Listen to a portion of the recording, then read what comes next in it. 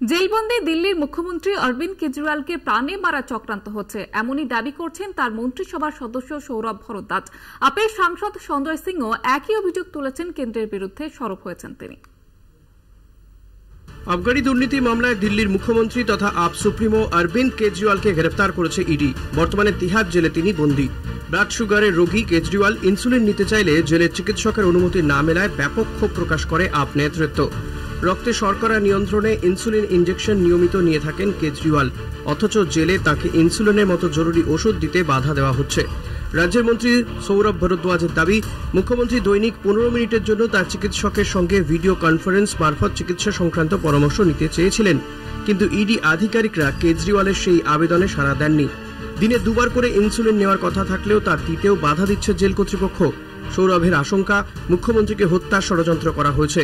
একই অভিযোগে সরাসরি কেন্দ্রের শাসক বিজেপিকে নিশানা করেছেন আপ সাংসদ সঞ্জয় সিং। अरविंद केजरीवाल जी पिछले 20 दिन से तिहाड़ जेल में हैं। उन्हें 30 साल से शुगर की बीमारी है, डायबिटीज है। उनका शुगर लेवल 300 के ऊपर पहुंचा हुआ है। आप दिल्ली और देश छोड़िए, आप दुनिया के किसी डॉक्टर से बात कर लीजिए, वो आपको बता देगा कि 300 के ऊपर का शुगर लेवल बिना इंसुलिन के कंट्रोल ही नहीं हो सकता है। लेकिन तिहाड़ प्रशासन ने भारतीय जनता पार्टी के इशारे पर इंसुलिन देने से मना कर दिया है।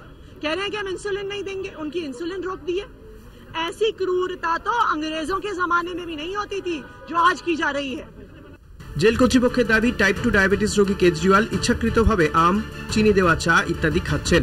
জেলের চিকিৎসকের রিপোর্টের দাবি, গ্রেফতারের অনেক আগে থেকেই তাকে ইনসুলিন দেওয়া বন্ধ রাখা হয় চিকিৎসকের নির্দেশে, তাই এখন ইনসুলিনের প্রয়োজন নেই।